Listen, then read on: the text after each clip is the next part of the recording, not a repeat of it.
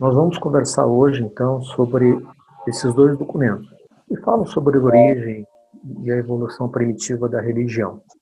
Esse documento, na verdade, ele começa, o interessante é que ele começa a fazer uma pergunta: qual é a origem da religião primitiva? E a gente descobre, através do livro, que essa origem, na verdade, ela é biológica. Foi um desenvolvimento evolucionário natural. E o homem, ele cria a sua religião primitiva a partir dos seus próprios temores, a partir das suas ilusões. O importante aqui nesse início, para que fique claro para nós, é isso. A religião do tipo primitivo, ela foi uma consequência biológica natural, né, dessa inércia psicológica das mentes dos animais em evolução. É importante que isso fique bem claro para nós aqui. Eu vou fazer algumas perguntas aqui para que vocês me ajudem, para que a gente consiga desenvolver essa apresentação da melhor forma. Eu pergunto a vocês: os animais têm medo? Tem medo, né? Sim. Tem medo, tem instinto, tem medo, né? Acho que ele tem instinto, medo não. O livro se refere a medo, mas instinto, né? Os animais têm aqueles 5 ajudantes da mente, né? Nós temos 7, e o livro fala então que eles têm instinto e têm medo. Os animais têm ilusões? Eles têm medo, mas esquecem logo desse medo. Eu acho que eles não têm ilusões. Isso é uma coisa humana. Nós perpetuamos, nós temos medo de coisas que não existem. Quer dizer, nós conseguimos criar em nossa mente ilusões e ter medos que não são reais. E a nossa mente muitas vezes não diferencia isso. Exatamente, os animais não têm ilusões, e como bem trouxe você, Jorge, esses medos, essas ilusões, esses sonhos, somos nós que desenvolvemos. Os animais não conseguem, eles não têm capacidade de desenvolver esse tipo de medo do qual você se refere. A gente não está falando aqui nem em autoconsciência, é alguma coisa um pouco mais além, mas esse medo, esse desenvolvimento, essas ilusões do qual você fala, os animais não têm capacidade de desenvolver, e por conta disso, não é possível, conforme vem traz o livro, que eles tenham nenhum tipo de religião. Embora o gato aqui pareça, né? Bom, vamos em frente lá. Não consegue desenvolver nenhuma religião. O livro lembra que, na verdade, a história do desenvolvimento do homem é uma história de medo. Medo de absolutamente tudo que passasse à frente dele, né? O homem teve medo de absolutamente tudo que tocou, viu, sentiu, né? E até para que ele pudesse, então, interagir e encontrar algum tipo de seguro contra tudo que lhe oferecia medo, o homem começou a praticar adoração de tudo que lhe fosse próximo, né? As pedras próximas, as árvores, em especial os rios, as águas, sem falar dos raios, do fogo, tudo que ele tivesse próximo, o homem acabava adorando.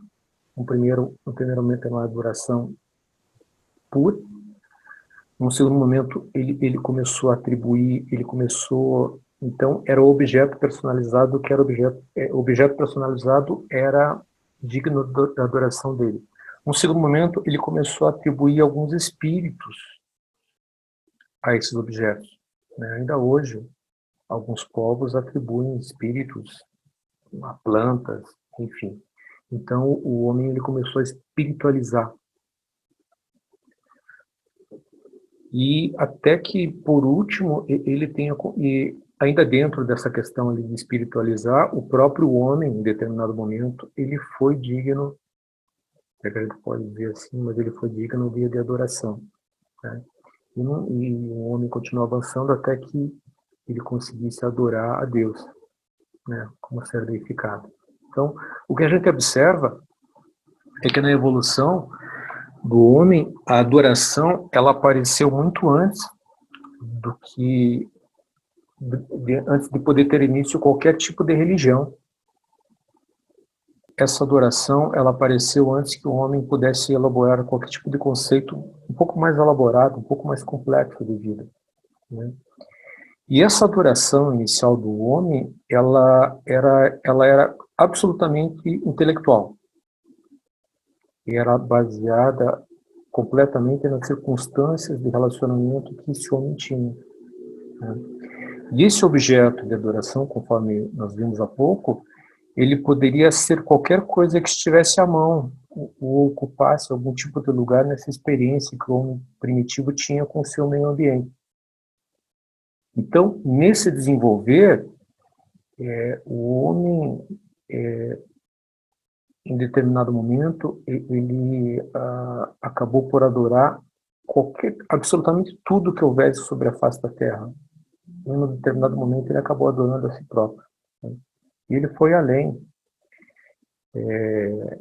Nesse mundo que ele imaginou, o homem acabou criando uma divisão de trabalho, inclusive para o mundo supramortal que ele criou na cabeça dele, né? Então, por conta disso, conforme eu tinha dito anteriormente, o homem ele imaginou espíritos para tudo que ocupasse a natureza. Ele imaginou espíritos para os lagos, para as árvores, para a cachoeira, espírito da chuva, né? Então, qualquer tipo de fenômeno natural necessariamente tinha um espírito imaginado pelo homem. Então, como eu disse para vocês há pouco, tudo que houvesse sobre a face da Terra e também acima, em determinado momento, foi objeto de adoração.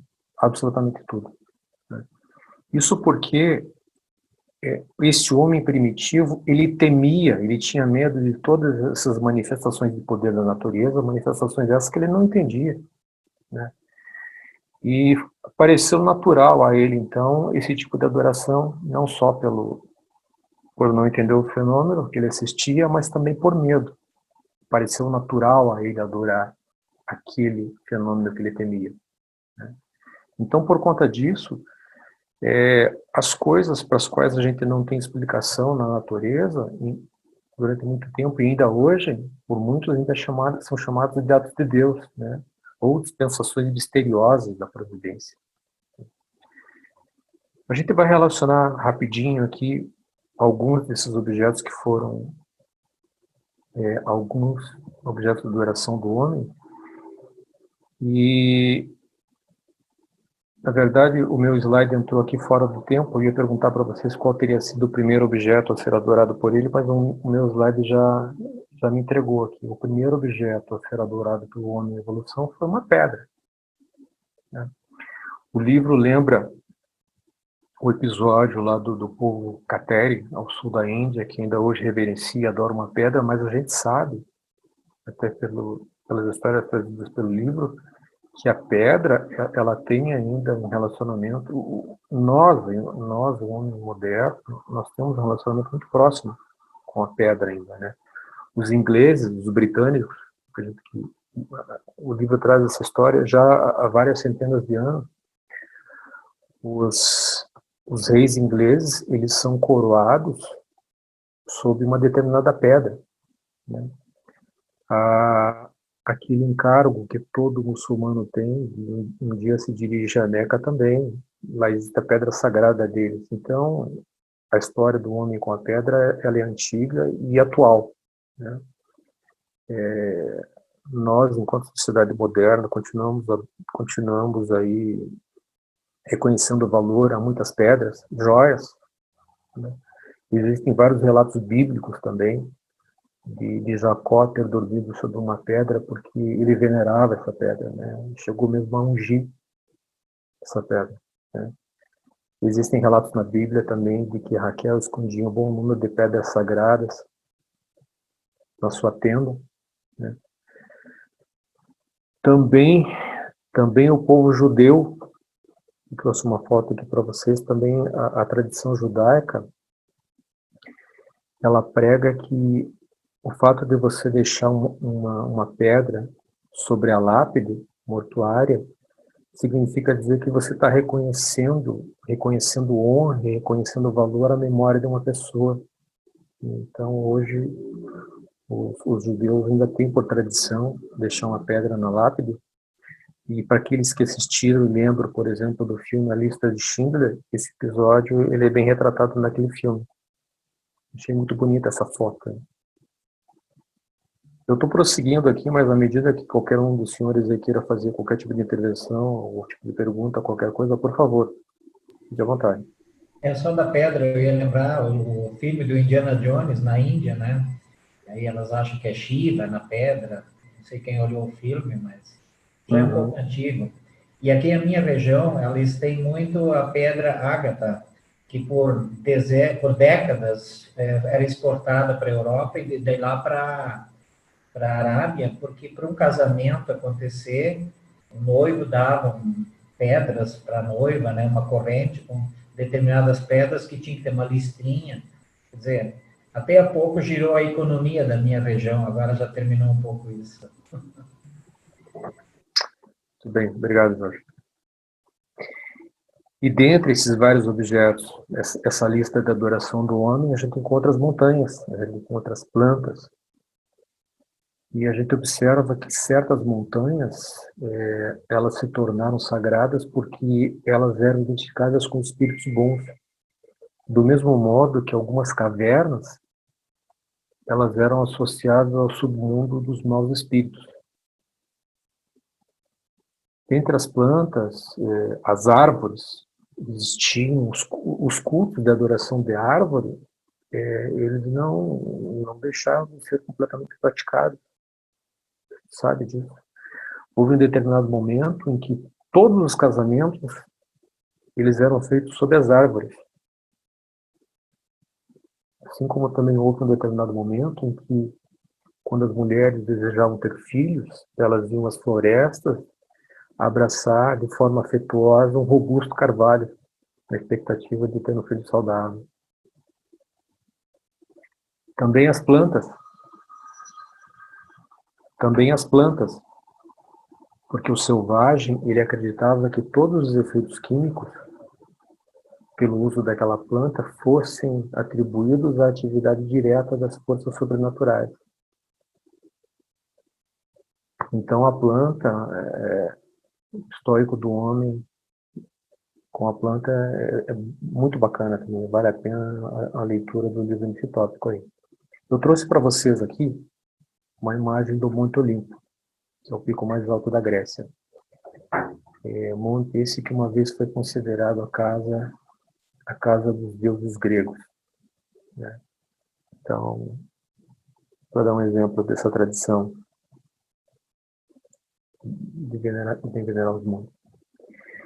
Prosseguindo, o homem também adorou os animais. O homem sempre teve um sentimento peculiar e fraternal com seus animais superiores, né? E houve até episódios aí de ancestrais que viveram e, inclusive, se acasalaram com esses animais superiores. Então, há vários relatos, né? E era comum que entre esses objetos de adoração estivessem essas criaturas que foram consideradas como meio humanas e meio animais. Eu trouxe aqui 2 exemplos para vocês do centauro, né, essas figuras mitológicas, o centauro e a sereia. Também os elementos, eles foram, durante muito tempo, e ainda são, por algumas tribos primitivas, objeto de adoração, né? Basta lembrar que a humanidade ela tem um histórico de adoração à terra, adoração ao ar, à água e ao fogo, né? Ainda o batismo, né, uma cerimônia religiosa da Babilônia, e os gregos também praticavam o ritual do banho anual, né?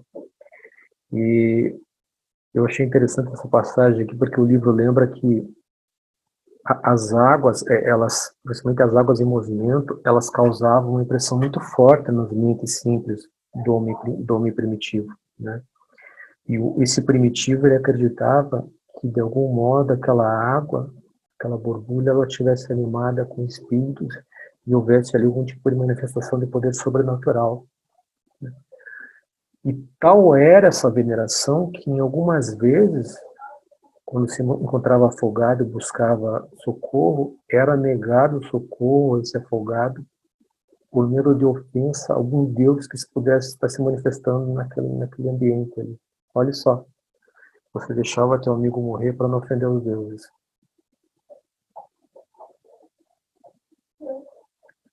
Do mesmo modo, o fogo, que sempre esteve associado à magia, né? E a história do homem com fogo também é muito interessante, né? Ainda hoje, nós usamos velas aí, né? Como uma parte do ritual em vários serviços religiosos. E tendo adorado tudo que existiu sobre a terra, não demorou para que o homem pudesse adorar o próprio homem, né? O homem, ele não hesitou em honrar a si próprio como objeto digno de adoração. É interessante trazer o relato de como isso ocorreu em certas circunstâncias aqui.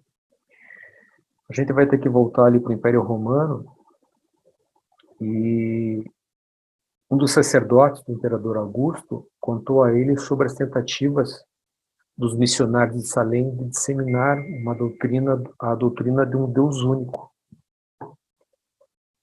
Ou seja, um Deus que acabasse dominando todos os demais seres sobrenaturais. E o imperador Augusto, ele gostou tanto da ideia, né, que ele acabou por construir vários templos com várias imagens belas.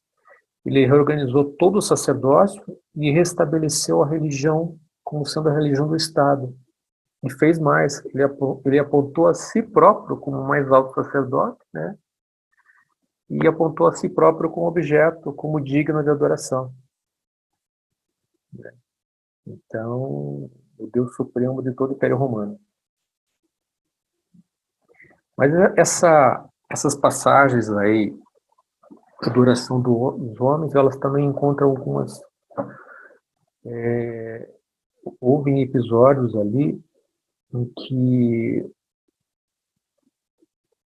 Eu trouxe essa figura de Thor aqui porque no passado, vários dirigentes, eles se auto-intitulavam descendentes dos deuses, né, os míticos, mas essa adoração do homem, ela se fez mais necessária em alguns momentos em que esses dirigentes eles acabavam por exigir mais dos seus súditos. Então, para justificar esse pedido maior, eles acabavam atribuindo a si próprios essa condição de ascendência mítica, né? Então, essa era a desculpa que eles davam para poder exigir mais dos seus súditos, né? Então, durante muito tempo isso surtiu efeito. O livro também lembra que em algumas situações isso não deu resultado e acabou ocorrendo e do povo se revoltar. Mas vamos em frente.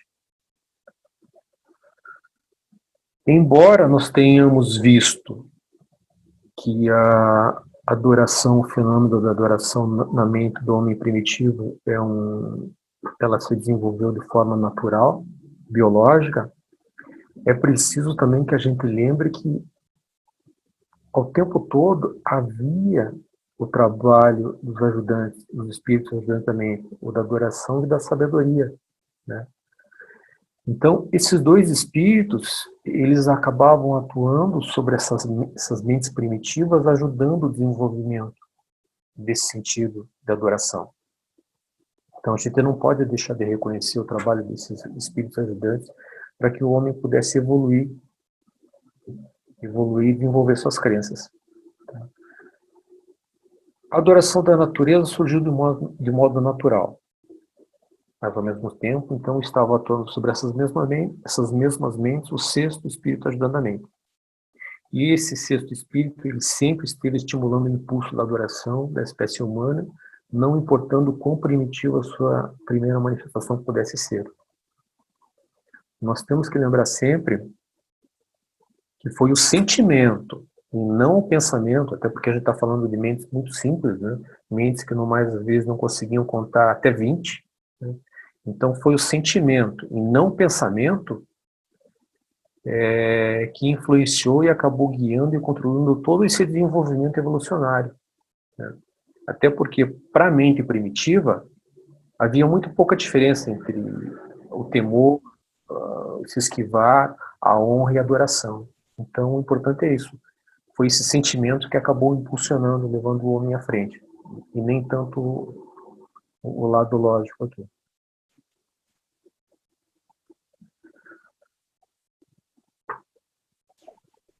Quando o sétimo espírito ajudante da mente, o espírito da sabedoria, alcança uma administração efetiva, então o homem começa a se afastar da adoração da natureza e ele se volta, ele busca então o Criador eterno de todas as coisas, ele busca o Pai, né? Existe essa ânsia pela busca do Pai, ele acaba se voltando para algo maior, né? Isso acaba também sendo natural no desenvolvimento do homem, né? Esse primeiro documento aqui ele foi um pouquinho mais curto. Nós encerramos ele aqui e a gente começa a dar uma olhada no documento 86. E o documento 86 ele lembra para nós, ele volta a lembrar também que a evolução da religião ela teve início com esse impulso anterior primitivo de adoração, né? E esse impulso primitivo ele não depende da religião revelada, né? Porque o desenvolvimento normal da mente humana, ele é completamente capaz de assegurar esse desenvolvimento, né? Claro, na sequência vem a revelação para nos dar um novo norte, mas a mente do homem, ela é capaz de assegurar o desenvolvimento dessa evolução. Dentro desse capítulo aqui, a gente vai ver um pouquinho a questão da boa sorte e da má sorte. O acaso, né? Porque a parte, esse impulso natural de adoração, que sempre esteve presente no homem, a religião, ela teve as suas raízes nas experiências com o acaso, né? Aquilo que o homem sempre chamou de sorte, né? Os tais acontecimentos comuns. Isso acontecia por quê? Porque o homem primitivo, ele foi, por quase sempre, um caçador, né? Os resultados do trabalho dele variavam muito, né? E dependendo, então, desses resultados, o homem atribuía isso a boa ou a má sorte. Então, sempre foi muito comum, sempre foi muito fácil ao homem, né? Até porque o homem não tinha condições de buscar justificativa maior para o resultado daquele determinado dia. Então, sempre foi muito fácil ao homem atribuir aquele resultado a boa ou a má sorte. A gente vai ver ali na frente que, na verdade, esse tipo de pensamento é um pensamento indolente, né? É um pensamento preguiçoso. É um pensamento aí de quem não se dispõe a realmente buscar, perquirir sobre os reais motivos. Mas é preciso que a gente lembre que a gente está falando de uma criatura primitiva. Então, para ele, atribuir tudo a boa ou má sorte era absolutamente normal. E é preciso que a gente lembre também que esse homem primitivo, ele não, no mais das vezes, ele não lutava por um padrão de vida. Ele não lutava por conquistar mais. Ele não estava preocupado com o padrão de vida. Ele não estava preocupado em manter a casa dele. Para esse homem primitivo, a luta era pela existência. Porque a gente sabe que eles levavam uma vida perigosa, né?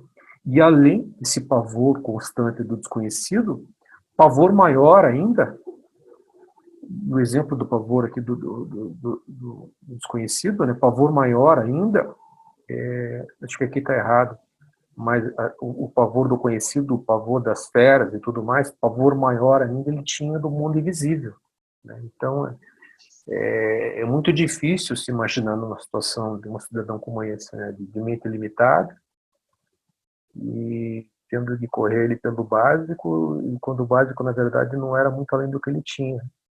O básico era a sobrevivência. Então, indo além, a gente lembra que esse homem primitivo, ele vivia no constante pavor de fazer algo que pudesse trazer uma sorte para a vida dele.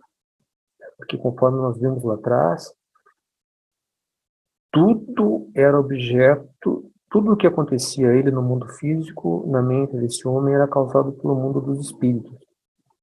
Então, ele tinha muito medo de, com as ações e atitudes dele, ou da não oferta, de provocar algum tipo de reação desse mundo. Então existia um pavor constante na mente desse homem, né? E para ele era comum acreditar que um período de boa sorte, ele necessariamente, ou no mais das vezes, seria sucedido por algum tipo de maré de azar. Era isso que ele esperava, tá? E esse tipo de crença, a gente não vai muito longe, mas esse tipo de crença, ela está muito viva na nossa sociedade ainda, né? Algumas religiões professam desse modo, algumas religiões lembram você que, na verdade, você tem que estar preparado também para tudo que Deus encaminha para ti. Então, a gente não pode culpar esse comportamento infantil e até absurdo do homem primitivo, dadas as condições que ele vivia.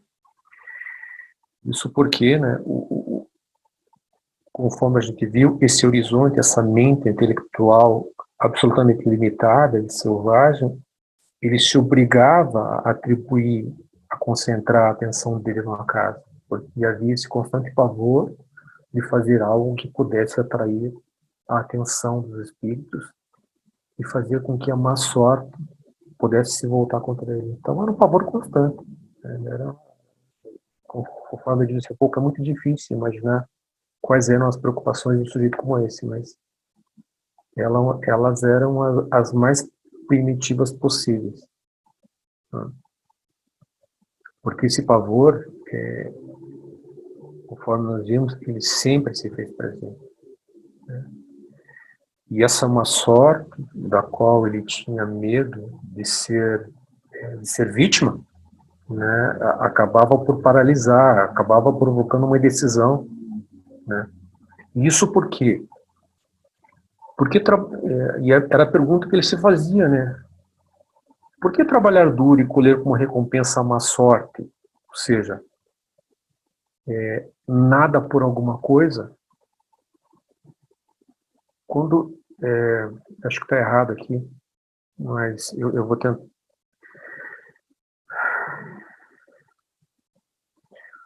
Por que buscar um resultado? Por que investir? Por que trabalhar por esse resultado se o que eu posso encontrar, na verdade, é mais sorte, né? Quando, na verdade, eu posso fazer nada e, do mesmo modo, encontrar boa sorte, ou seja, alguma coisa por nada. Então, era o pensamento comum a esse primitivo, né? Por que fazer algo se esse meu fazer algo pode resultar em nada, né?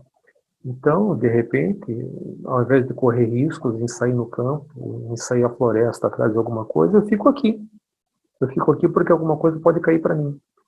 Então, é alguma coisa por nada. Então, esse tipo de pensamento, esse tipo de dúvida, esse tipo de indecisão afetava por demais, acabava por paralisar esse cidadão, né? E aqui tem um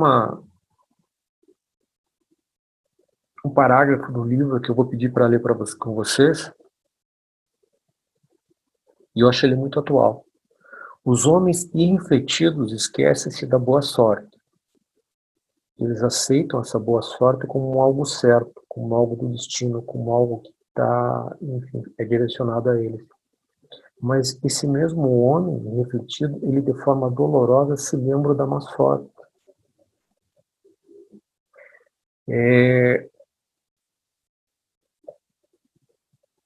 Alguém relaciona esse último parágrafo aqui com algum tipo de sentimento aí que a gente deve manifestar cada vez mais e mais?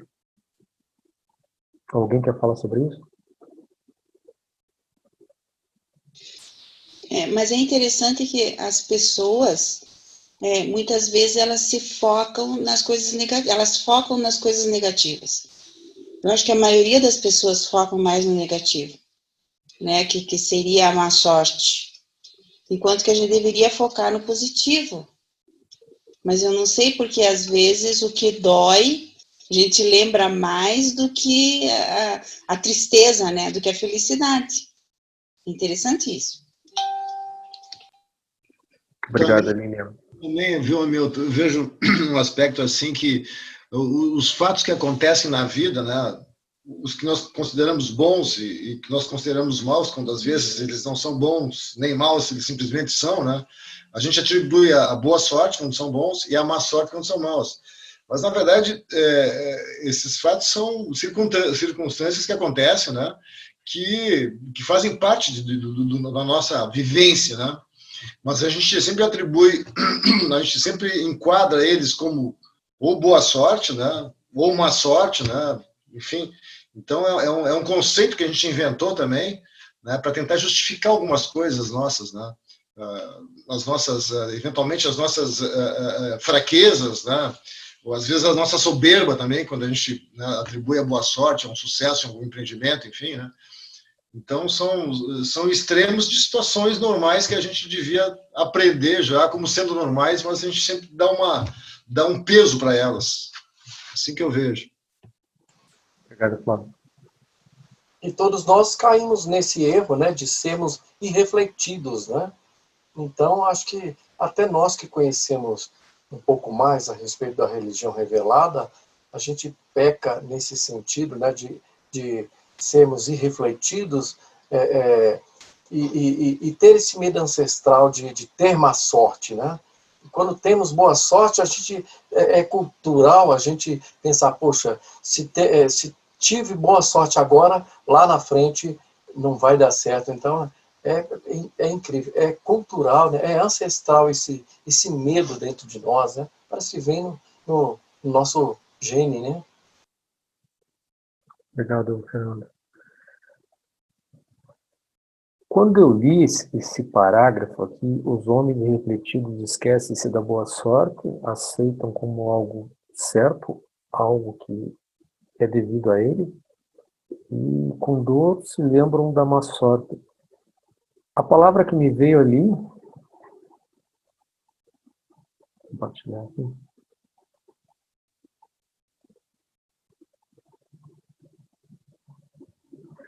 A palavra que me veio aqui foi gratidão.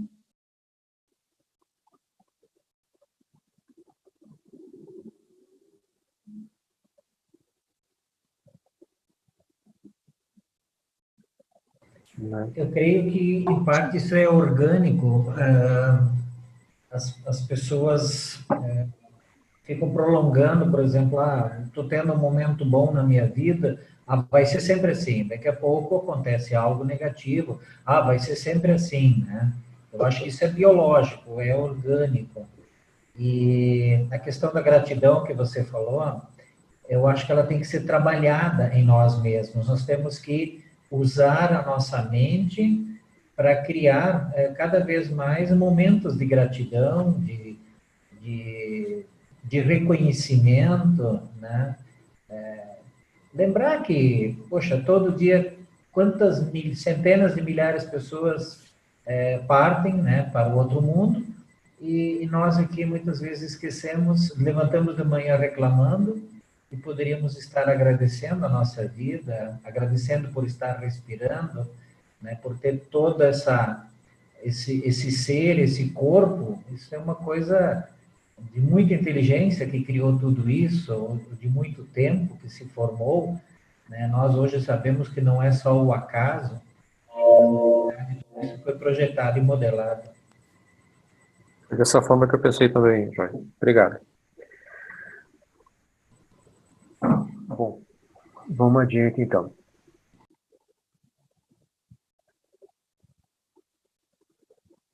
O homem primitivo, ele vivia na incerteza e no medo constante do acaso, conforme nós já vimos, no medo constante da má sorte. A vida desse homem primitivo, ela era uma aposta excitante de riscos. Na verdade, toda a existência desse ser primitivo era um jogo. A gente vai ver lá na frente que demorou para que esse homem primitivo começasse a ter medo da morte morrida, porque nessa época, na verdade, não era comum a morte natural. Então ele não temia a morte natural porque era algo absolutamente estranho a ele, né? O homem primitivo alternava-se entre dois interesses poderosos: a paixão de conseguir algo por nada e o medo de não ganhar nada em troca de algo, conforme nós vimos há pouco ali. E esse era o jogo da existência dele, né? Era a fascinação suprema, né, para essa mente selvagem primitiva, né? A eterna dúvida sobre essa eterna decisão. Prosseguindo aqui, existe um tópico no livro chamado Personificação do Acaso.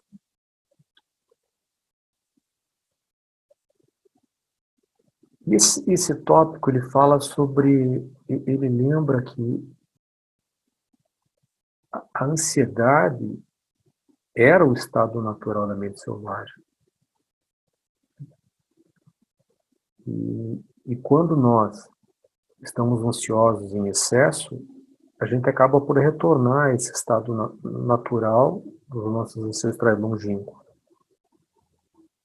Embora a gente deva controlar esse sentimento, a gente trabalhe para isso, mas é absolutamente normal que ele se manifeste, né?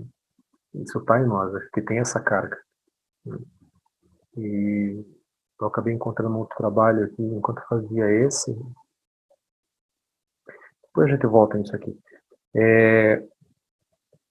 Então, e o livro lembra que quando essa ansiedade ela acaba por se tornar dolorosa, ela chega a doer, ela acaba por inibir a atividade. E ela acaba levando a mudanças evolucionárias e adaptações biológicas.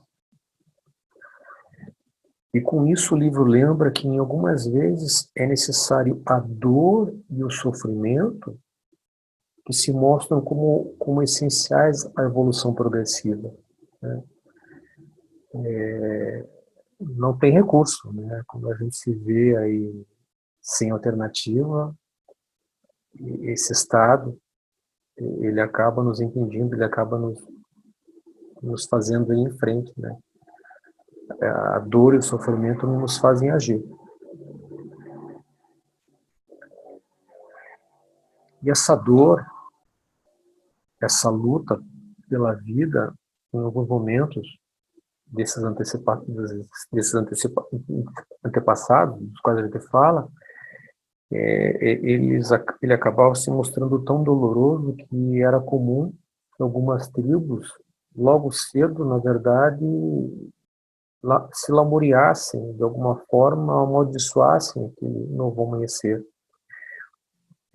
Esse tipo de comportamento ele ainda é observado em algumas tribos mais remotas. Eu não me lembro exatamente em que região elas estão, segundo o livro, mas ainda é uma prática comum, né? E era comum esse primitivo se perguntar de forma constante: que me atormenta? Né?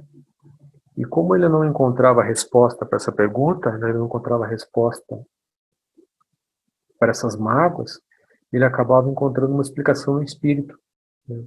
E com isso a gente observa então que essa religião ela acabou nascendo do medo misterioso, do temor do invisível e do pavor de tudo aquilo que para o homem se mostrava desconhecido. E quando o livro relata um pouquinho mais da mente desse homem primitivo, ele lembra que essa mente ela era lógica, mas ela era inculta e totalmente ingênua. E daí porque era natural fazer esse tipo de associação, né?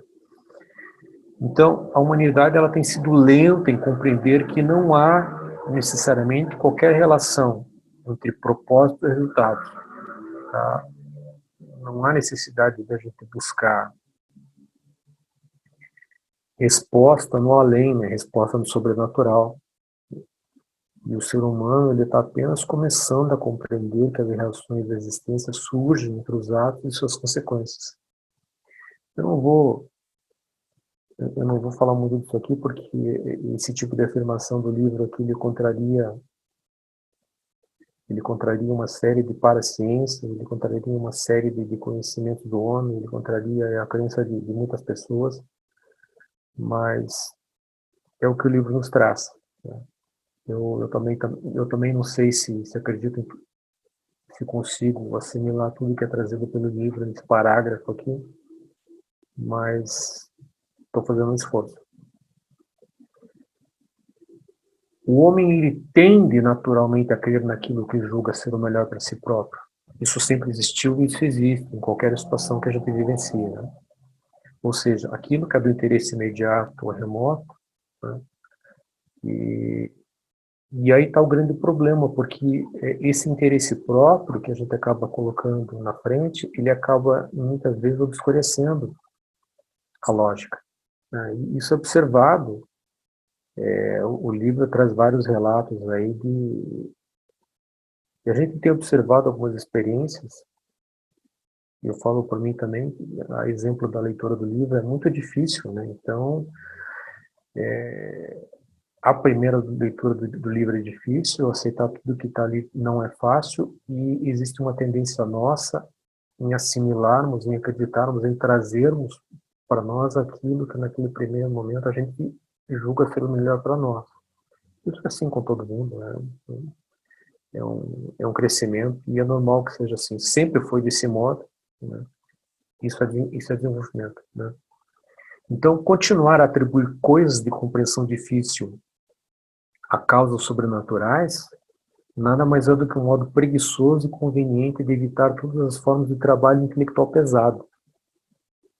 Que é um puxão de orelha em nós, né? Então, a sorte é um termo forjado pelo homem para encobrir o inexplicável.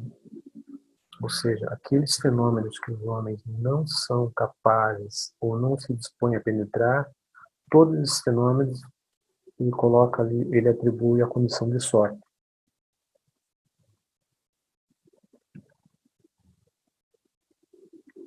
Bom, vamos prosseguir aqui. A gente vai falar um pouquinho sobre a morte. Como eu tinha dito anteriormente, demorou para o homem primitivo tomar conhecimento, tomar ciência, descobrir a morte. Porque a morte não era algo natural para ele, né? Não se morria de formas naturais. Então foi um choque supremo para o homem em evolução, o fenômeno morte, né? Que acabava sendo para ele o fenômeno mais desconcertante entre o acaso e o mistério. Ele não tinha explicação para a morte. Isso porque não era tanto a santidade da vida que preocupava, que tinha a atenção desse primitivo, mas era o choque do desconhecido, era o choque da morte, o choque do que ele não podia explicar e não entendia, inspirava medo e acabava, de algum modo, empurrando esse primitivo para algum tipo de religião primitiva. Já que ele não entendia aquele fenômeno, e já que aquele fenômeno causava medo a ele, era natural que, de algum modo, ele buscasse algum tipo de seguro. E a religião primitiva era o seguro para esse tipo de situação, né? Mas, mesmo assim, foram necessárias idades e mais idades para que o homem primitivo compreendesse e entendesse que a morte é algo inevitável. Ele não compreendia essa inevitabilidade, né? Isso porque, para aquele tipo de homem, tudo o que ocorresse aqui, de inexplicável na vida humana, ele tinha uma explicação lógica, ou supostamente lógica, no mundo dos espíritos, né? A explicação está no outro mundo, né? Então eu preciso agradar esse outro mundo para que esse tipo de infortúnio não ocorra comigo, né? E para que eu não esteja sujeito a esse tipo de fenômeno que não me agrada, que é a morte, né? Então, a morte, ela constava desse longo rol de fenômenos sem explicação na mente desse homem primitivo. E não só a morte, esse primitivo, ele acreditou que todas as doenças também fossem influência desse mundo espiritual, né? E é triste, né? É triste quando a gente acompanha o relato do livro, de todos os esforços que esse homem primitivo fez para tentar, de algum modo, apaziguar esse mundo espiritual e, de algum modo, ter algum tipo de reconhecimento junto a ele. Então, foi uma luta. E ainda no presente, ainda hoje é comum que, mesmo nos sistemas mais complexos de teologia, em alguns casos, aí a morte seja atribuída a algum tipo de ação espiritual, né? E esse tipo de filosofia permitiu que se desenvolvesse entre nós a doutrina do pecado original e a doutrina, por exemplo, da queda do homem. Doutrinas que encontram muita difusão entre várias vertentes cristãs. Mas isso é tema para uma outra conversa.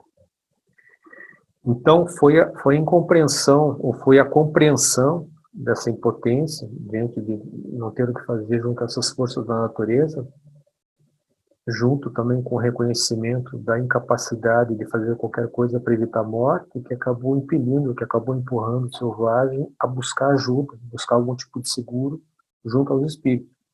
Então, foi a alternativa que sobrou a ele. E esse tipo de busca desesperada junto aos supramateriais, junto ao mundo supramaterial, acabou permitindo que o homem trabalhasse um conceito de sobrevivência após a morte.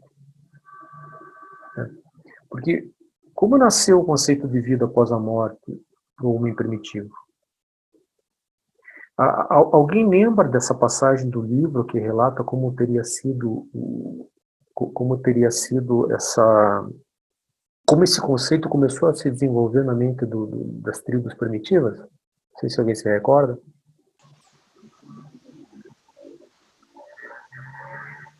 Foi no tempo de Adão e Funta, não, né? Os sonhos? Dos sonhos. Os sonhos. Vou contar mais para a Lilian. Exatamente. Obrigado, Lilian. Obrigado, Fernando. Na verdade, foi de forma acidental. Quando vários membros de uma mesma tribo acabavam por sonhar com o chefe, já morto, isso para eles era a prova de que realmente aquele líder, de alguma forma, havia voltado.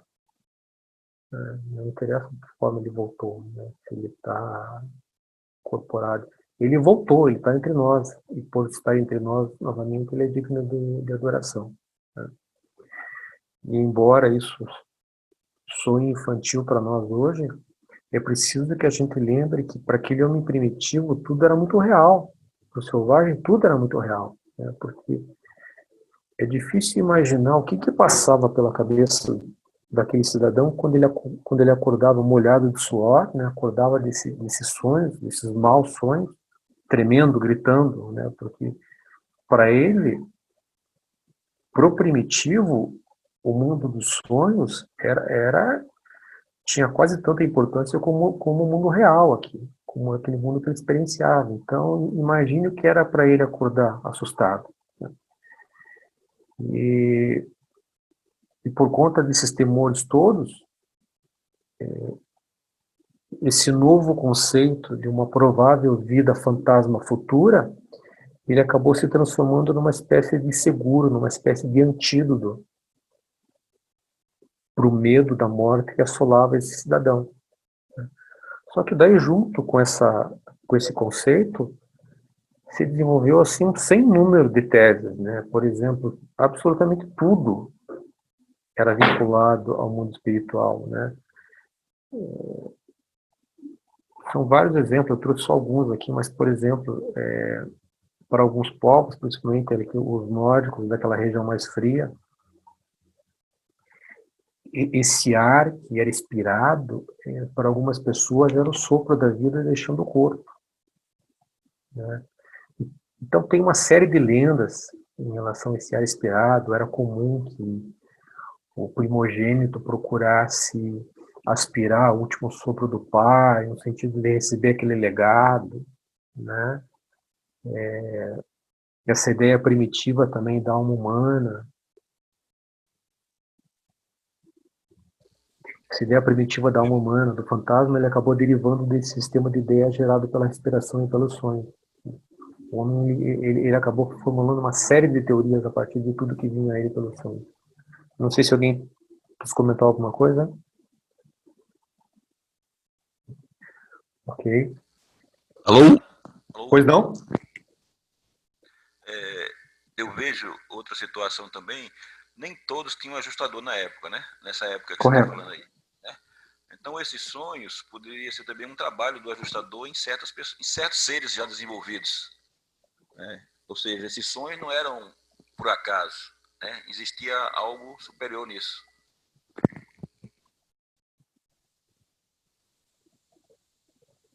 Obrigado, Magela. É uma ideia. É uma ideia. Vamos lá.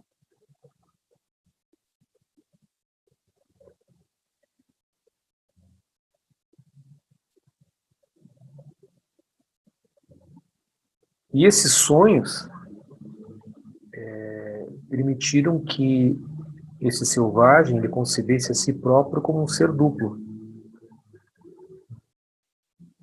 Não estou falando de outra coisa aqui.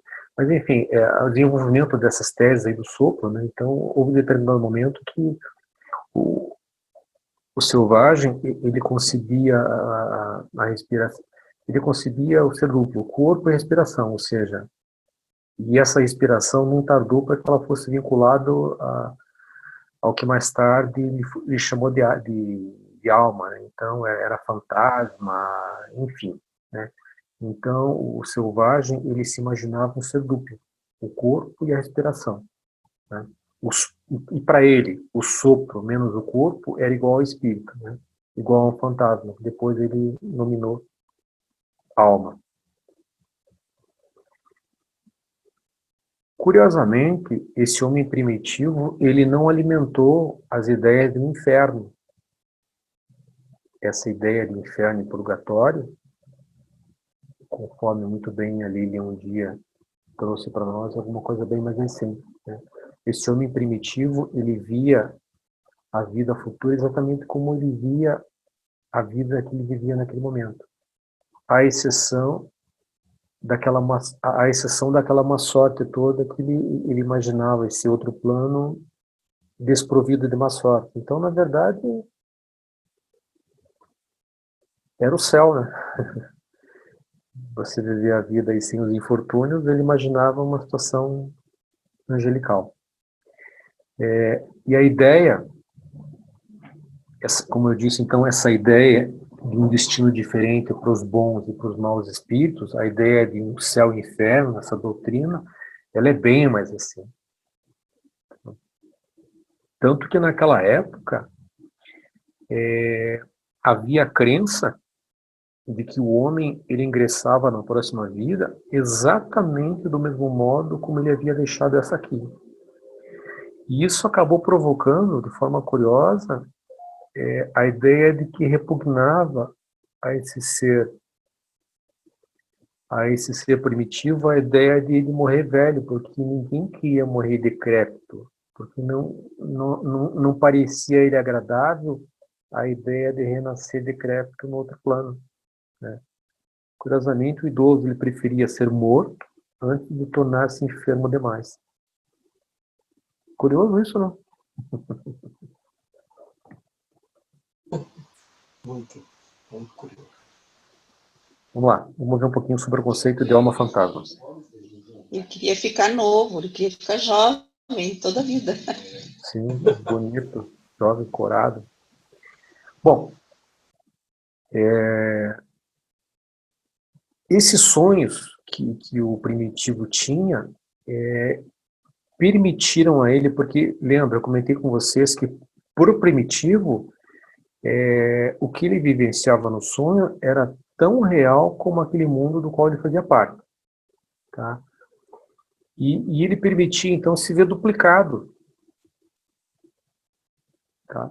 E como ele se via duplicado nos sonhos, ele passou a imaginar que esse tipo de fenômeno da duplicação, que ele fosse comum a tudo que cercava ele, também os objetos, a natureza, ou seja, ele começou a atribuir uma alma a tudo aquilo que estivesse à volta dele.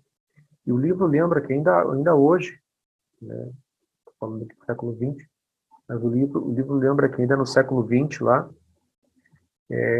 os esquimós ainda tinham por costume acreditar que tudo na natureza tem um espírito. E esse tipo de crença desenvolvida pelo primitivo permitia ele acreditar que as almas, de algum modo, pudessem entrar nos animais, ou mesmo em alguns objetos inanimados. E esse tipo de identificação da alma com os animais é que acabou desenvolvendo mais tarde essas lendas todas aí que povoam o nosso imaginário, né? Vamos Entre falar um os pouquinho. espiritualistas tem, Milton, até hoje essa crença chamada transmigração, né? Infelizmente, né? Espiritualistas, até muitos espiritualistas cristãos acreditam nisso, nesse absurdo, né? E os budistas também, o pessoal da Índia também acredita na transmigração da alma, né? Para os Exato. animais, objetos, pedras. Exato. Para eles isso é muito forte lá. Vamos falar aqui um pouquinho sobre o meio ambiente, tá? Porque o que ocorreu foi o seguinte: o homem ele acabou herdando um meio ambiente natural, ele acabou adquirindo um ambiente social e ele imaginou, né? Daí a questão lá só o homem ser possível. Ele acabou imaginando um ambiente fantasma. E na verdade o Estado, o governo é a reação do homem então a esse meio ambiente natural. O lar, a casa, a edificação dele é a reação que ele apresenta para esse meio ambiente social. E a igreja é a resposta do homem, né, a esse meio ambiente fantasma ilusório. Então foi a alternativa que ele acabou encontrando. Tá? Tem mais um tópicozinho aqui. Embora isso tudo pareça, quando a gente lê aqui, muito primitivo, ele acabou permitindo a esse homem o início de uma política primitiva, uma política de vida filosófica primitiva, estava por surgir, né? E com isso um padrão sobrenatural de vida estava para aparecer. É importante que a gente lembre por que isso aconteceu. O homem primitivo ele pensava assim: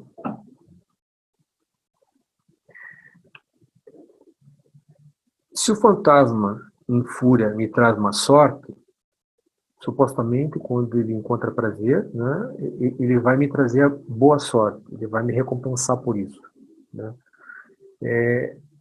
Isso acabou sendo uma espécie de filosofia de vida inicial, primitiva, porque embora isso aqui pareça ser muito rústico a nós hoje, né, foi esse tipo de entendimento, né? Eu não vou atentar contra os fantasmas, eu não vou provocar fúria do fantasma, né? Na verdade, eu vou me comportar de modo a não chamar a atenção do fantasma, né? Em capítulos anteriores, a gente lembra, por exemplo, que esse tipo de comportamento ele se desenvolveu principalmente naqueles ritos religiosos, naqueles ritos fúnebres, né? O homem ele fazia de tudo para não chamar a atenção do fantasma, com medo ele de que aquela alma que estava se despedindo aqui da Terra pudesse de algum modo voltar. Interessante aqueles capítulos também, aqueles documentos. Então era isso, o homem não queria de modo algum provocar a fúria dos fantasmas. E esse conceito do certo e errado, ele significou uma evolução, né? E significou uma evolução muito antes do que qualquer tipo de revelação pudesse ser feita aqui. Ou seja, o homem acabou encontrando dentro do seu meio, junto aos seus medos, junto aos seus temores, uma forma de conduta para, de algum modo, colocar algum tipo de regra, algum tipo de limitação à ação do próprio homem dentro da sociedade. Embora o objeto de conduta dele não fosse alguém da sociedade, mas essa conduta acabava se refletindo junto ao meio dele, né? Junto ao seu, né? Mas essa luta que ele desenvolvia, né, ela sempre foi para, na verdade, apaziguar os espíritos, né, que na mente do homem sempre se mostravam descontentes, porque continuava chovendo, ou não chovia, quando ele via que chovesse, ou, enfim. Né, então, qualquer tipo de infortúnio da natureza, para esse homem primitivo, era indicativo de desgosto dos fantasmas. Então foi uma luta. Como o livro bem lembra, foi um preço terrível que se pagou, né? Mas esse preço terrível que o primitivo pagou, ele valeu todo o seu custo, porque o homem ele alcançou um estado natural de consciência do certo e do errado, e desse modo a ética humana acabou por surgir. Então valeu o preço pago. A gente vai ver uma última parte do documento aqui, que ele procura mostrar um pouquinho para nós de qual teria sido a função dessa religião primitiva do homem, né? Então, o selvagem, ele sempre sentiu essa necessidade de segurança, né? E para fugir desse medo, dessa superstição, desse pavor, ele acabava por pagar pesados donativos aos sacerdotes, né? Ou seja, era uma espécie de seguro, né? A magia como seguro contra a má sorte. Ou seja, para ele se mostrava natural que ele recompensasse esse sacerdote, essas pessoas que tinham melhor trânsito junto ao mundo espiritual, de modo a receber algum tipo de cobertura, né?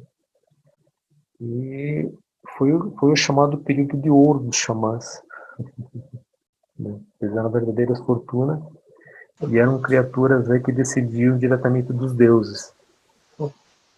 Pois não? Mas embora fossem criaturas aí, os sacerdotes e xamãs que merecessem todo tipo de adoração naquela época, eles também estavam sujeitos a uma execução sumária à medida que não conseguisse conversar com o espírito, com o mundo espiritual, tá? Então, embora pareçam antigas essas ideias, na verdade, o lado positivo delas é que elas impediram o homem de tornar-se muito fatalista, muito pessimista, né? Essas crenças rústicas, elas permitiram ao homem que ele acreditasse que, de algum modo, ele poderia fazer alguma coisa para influenciar o destino dele. Ele não estava mais completamente sujeito a ser levado pelo destino. Ele já passava a ser um agente do destino, né? Então, ele se dispunha a pagar por isso. Isso permitiu que ele fosse menos fatalista, menos pessimista, né? E, voltando um pouquinho ao que eu trouxe agora há pouco, esse medo dos fantasmas, né, a religião, ele permitiu ao homem, ele transmitiu ao homem esse medo, e ele determinou o comportamento do homem, né? Isso porque ele tinha medo do sobrenatural, do supramaterial, né? E esse medo do supramaterial acabava exigindo uma espécie de conduta. Esse medo exercia um controle sobre o destino humano. É a ética no seu início, né?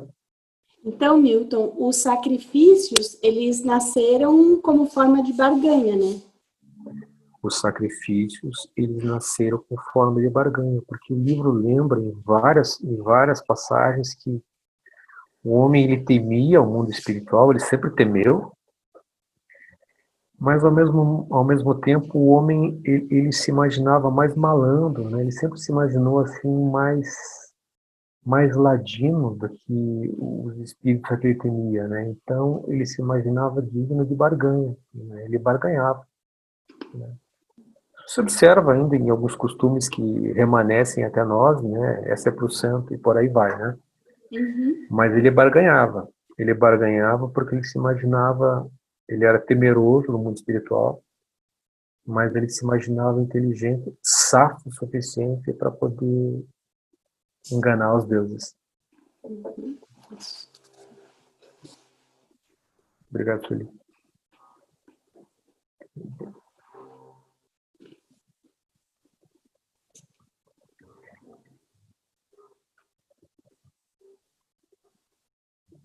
Então,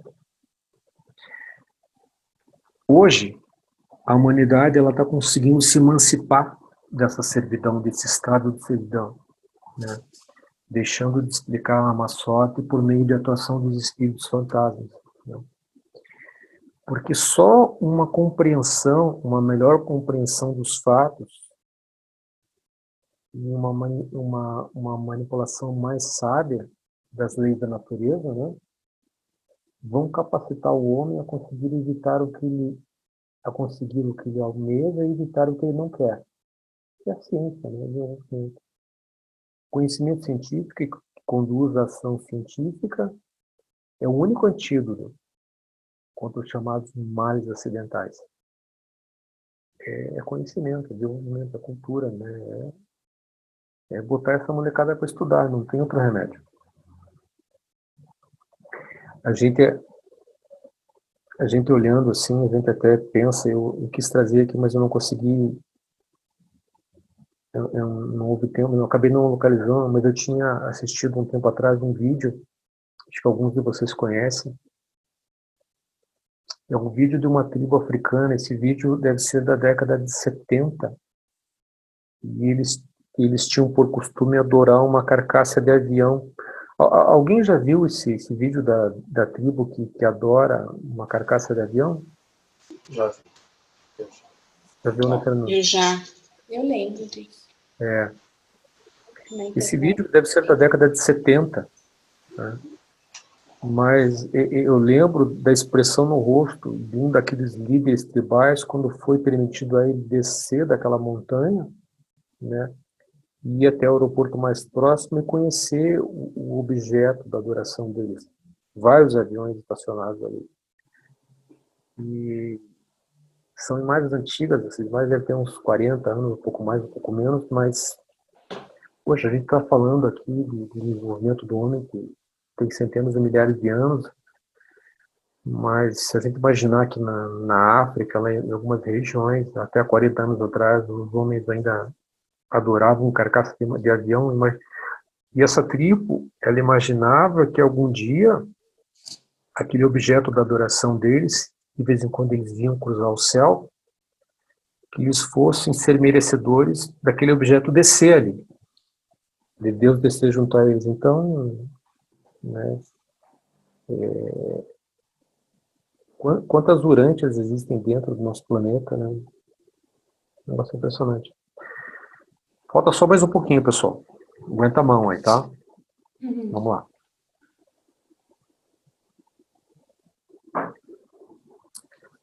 Então, o conhecimento científico que conduz à ação científica é o único antídoto contra os chamados males acidentais.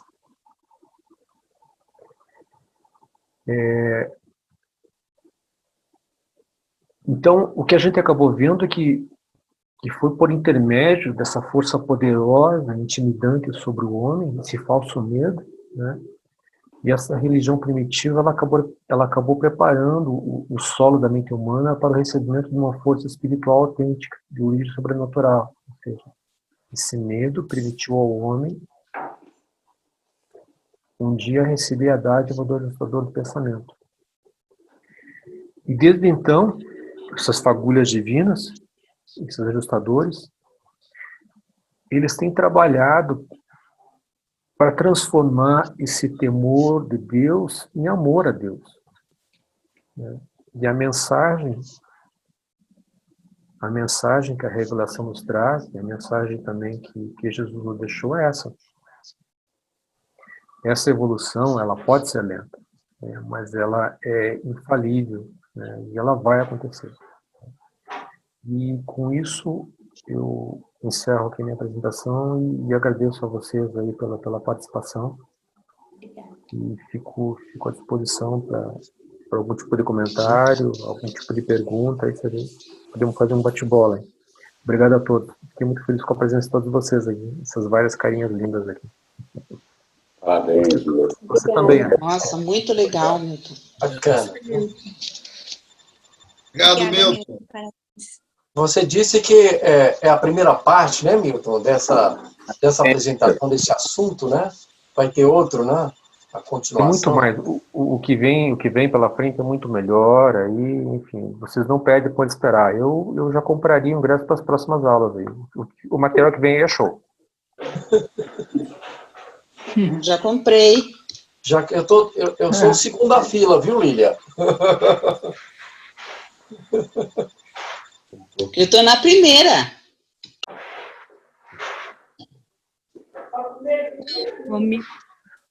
Eu estava assistindo a aula aí, né? Parabéns. E é muito difícil, assim, a gente quebrar padrões, né? Porque o que a gente observa, assim, tu falasse ali, um momento que tu fez uma pergunta aí pra gente, né?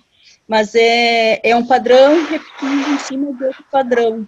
E isso, ao longo de milhares e milhares de anos, é bem complicado, né? É bem complexo. E uma mentira contada por um longo tempo, ela acaba se transformando numa verdade. E é muito difícil alguém levantar e dizer, né, não, isso aí é uma mentira, isso aí não é uma realidade. É um tema bem interessante, bem quebra de paradigmas, né. Eu não alcancei ainda esse estudo, mas eu fico feliz de poder participar dessa aula. E as próximas que virão, com certeza. Obrigado. Ficamos nós felizes por você estar aqui. Posso falar, Milton? Por favor, Ana. Por favor, Ana, daí o Aélio e daí o Jorge. O Aélio levantou a mão. Vai primeiro. Então, as damas. Quando você estava falando sobre a questão dos fantasmas, eu estava lembrando o seguinte, eu não sei se vocês tiveram essa oportunidade, eu sempre fui criada assim, meus tios eram todos do mesma idade minha, né? A minha avó teve 14 filhos, então eu tive tios quase que irmãos. E a gente gostava muito de brincar de olha o fantasma. E eu estava observando que as crianças, com essas novas mídias, as novas tecnologias, elas não brincam mais com isso, entendeu? Então, essa desmistificação do fantasma, ela está acontecendo já na idade tenra da infância, né? Porque isso acontecia exatamente nessa fase dos 5 aos 7 anos, eu me lembro claramente, apagávamos a luz da casa e olha o fantasma e tal. Então, existia essa questão do primitivismo na nossa cultura. E com as novas tecnologias, isso tem modificado esse comportamento social na infância, né? Que já é um passo para a fé raciocinada, é o que eu penso. Porque já se torna algo de conhecimento que a materialização, que os seres da natureza não são espíritos, não são seres espirituais, são seres da natureza, a pedra, a árvore. E antigamente não, nós assistíamos assim, aqueles filmes, geralmente assim, com fantasma, né? Scooby-Doo tinha um fantasma, a gente já caça fantasmas. E isso está sendo desmistificado em parte. Por contrapartida, os super-heróis, né? Aí vem a mitologia grega, aí vem a deidade do ser humano, né? A supervalorização exatamente dessas forças supernaturais, mas dentro do homem. É uma leitura minha que também pode ser a questão da fé, né? Quanto mais nós evoluímos na fé raciocinada, mais nos tornamos fortes contra esses infortúnios que a vida vem nos preparando para a nossa caminhada evolutiva, né? Existem sempre os dois lados da balança, né? Nós é que temos que buscar o equilíbrio disso aí, do que fazermos. Você falou também a questão da prática sobre essas entidades das águas. Aqui em Salvador ainda existe, é muito forte, a festa de Iemanjá, 2 de fevereiro. A cidade praticamente para, não é? Hábitos, vou vestir branco, amanhã é sexta-feira, vou vestir branco.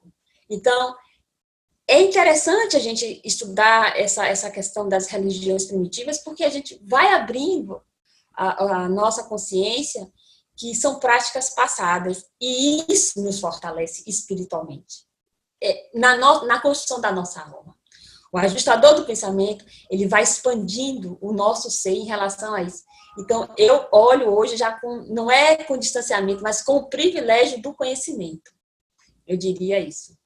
E eu sei que daqui para diante, se nós estudarmos sobre essas religiões, vai ser muito bom. Não é crítica, é apenas a questão de uma versão das religiões de uma maneira conhecedora mesmo, né? Investigativa mesmo. Cada um faz o que quer ir na reta, vai, quer ir pelas curvas, vai também. O Pai aceita tudo. Você, com você e ele. Ninguém está aqui, pelo amor de Deus, porque eu até pratico a questão do espiritualismo, acho o atendimento fraterno uma coisa nessa área. Estamos em Urântia. Urântia é uma diversidade de gente, de pessoas, de necessidades. Ninguém é santo, ninguém... Né? Isso aí é muito bom. Muito obrigada. Bem de Urântia. Obrigado, Ana. Hélio, por favor, Hélio. Rapaz, eu tinha tanta pergunta para fazer, mas como sempre eu já esqueci da maior parte delas. Mas me ocorre agora o seguinte, Milton. Tomando as religiões atuais, pelo menos as que têm maior número de membros, tipo os cristãos, sejam católicos, sejam protestantes, os muçulmanos, os judeus, etc. Tomando essas religiões, o que existe de similaridade entre o que nós aprendemos aqui da evolução, a partir do teu estudo, eu quero saber da tua opinião, entre o que essas religiões professam, o que elas ensinam, o que a gente, de certo modo, está submetido. Por exemplo, os católicos absorveram lá, basicamente, por sincretismo religioso, as religiões africanas. Então, tem muito do catolicismo que tem a ver com... Enfim, tem os ecumênicos que aceitam qualquer coisa. Então, a partir da tua... aceita tudo, quer dizer, tanto lá entra de A a Z, está tudo certo, desde que contribua, pague os dízimos, etc, etc. Então, esse conhecimento histórico da evolução, desde os primórdios até os dias atuais, o que permanece na tua opinião e que seja produtivo e positivo para a gente? O livro de Urântia conta isso apenas como uma curiosidade cultural ou tem algum propósito mais nobre? Claro que a propósito, Hélio. Como é que eu vejo isso, Hélio? Porque eu estava pensando nisso ao desenvolver esse trabalho aí. Eu tinha umas imagens que eu queria juntar ali de umas bestas, de umas feras, para exemplificar algumas situações, mas eram umas imagens assim que eu achei que não retratavam a situação, porque a gente não pode negar a nossa origem, né? Porque naquele sentido, com aquelas imagens eu queria dizer que eu não achava positivo aquela manifestação violenta, dentro do homem primitivo. Só que daí eu comecei a analisar, poxa, dada a nossa origem, né, o que prevaleceu, na verdade, nos nossos antepassados aí, foi essa gana de viver, né, essa gana de sobreviver, né, e para isso, só o melhor dentre os melhores ali, né, os melhores animais até que aparecessem, os mamíferos ali, mas foi essa vontade de viver, essa ferocidade que eu no momento ali quis condenar, que acabou se destacando para que os mamíferos um dia existissem, né, e toda aquela cadeia de evolução que a gente percebe lá, né. Então, a gente tem, e eu quis pensar isso ali naquele exemplo que eu trouxe, em alguns momentos a gente se mostra extremamente ansioso, excessivamente ansioso, e isso é um traço que remanesce em boa parte da sociedade, e a gente não pode negar isso, afinal, isso tem uma origem, né? Mas existe um trabalho muito grande no sentido de a gente se transformar, de sair daquilo de onde nós saímos e até um dia termos a pretensão de que a humanidade seja o mais próximo possível da perfeição, o mais próximo possível do Pai. Dentro disso, essa questão que você me pergunta aí das religiões, essas religiões todas, elas têm que passar aí por esse filtro, né?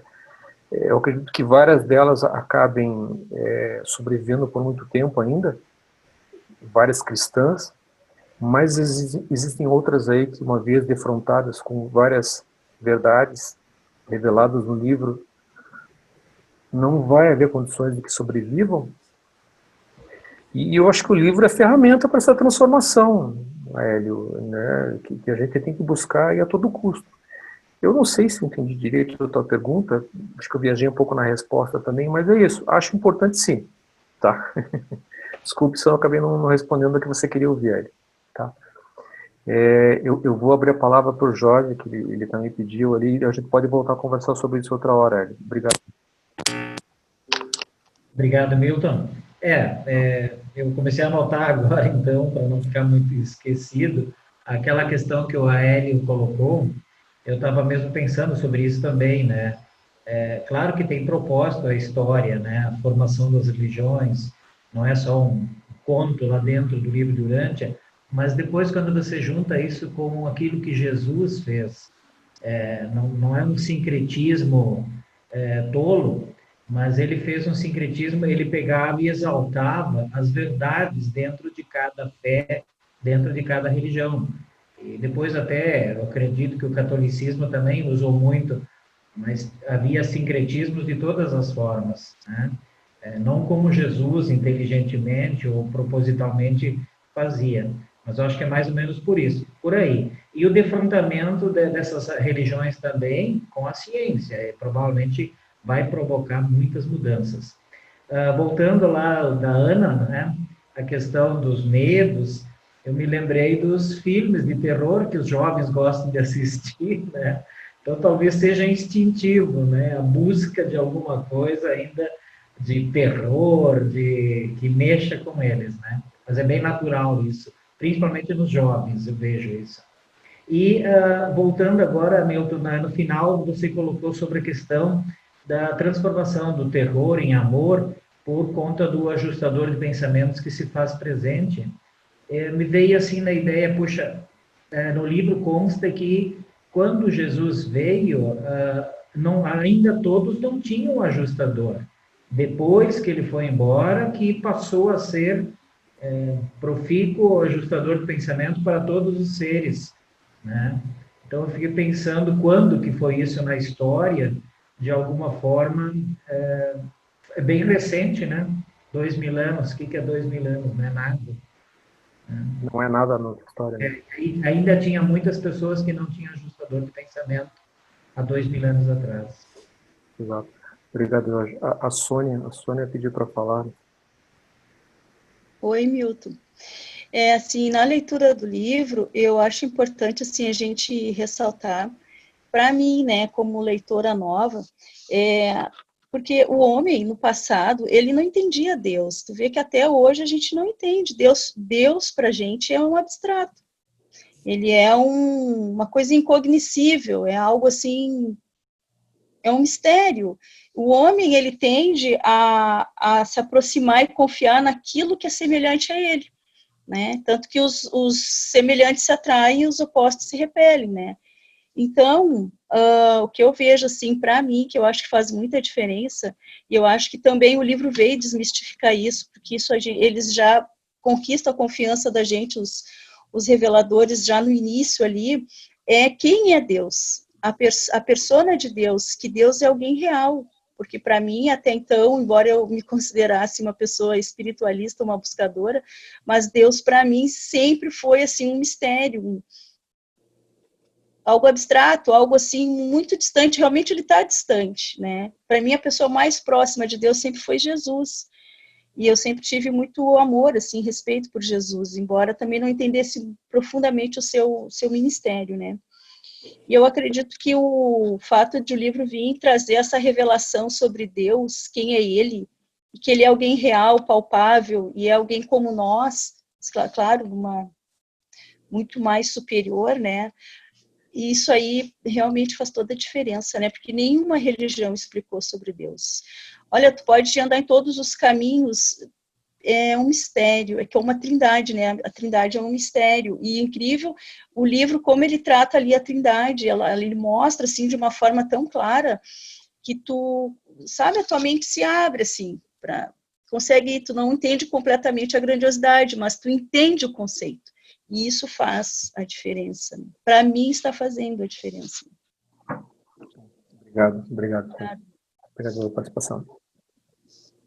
Eu só ia falar que mistério, só para, muitas vezes confundimos, eu confundia mistério com segredo. Mistério não é segredo, né? Segredo é aquilo que não pode ser revelado. Mas mistério é aquilo que nós não compreendemos, nós podemos buscar, a partir do nosso crescimento, o entendimento no futuro. Então, realmente, é um mistério. Eu continuo buscando até o momento que eu consiga entender. E essas são as faixas que a gente vai pulando. Obrigado, Jorge. Eu não vi se mais alguém levantou a mão aqui.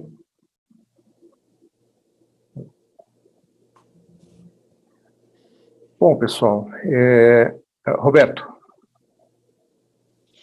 Olha, eu queria lembrar, tem uma parte do livro que diz assim, que os anjos não compreendem os sentimentos de medo e de sensualidade. Eu interpreto assim, ó, nós temos um corpo biológico que é muito semelhante à natureza dos animais. A nossa diferença dos animais, eu vejo principalmente na mente.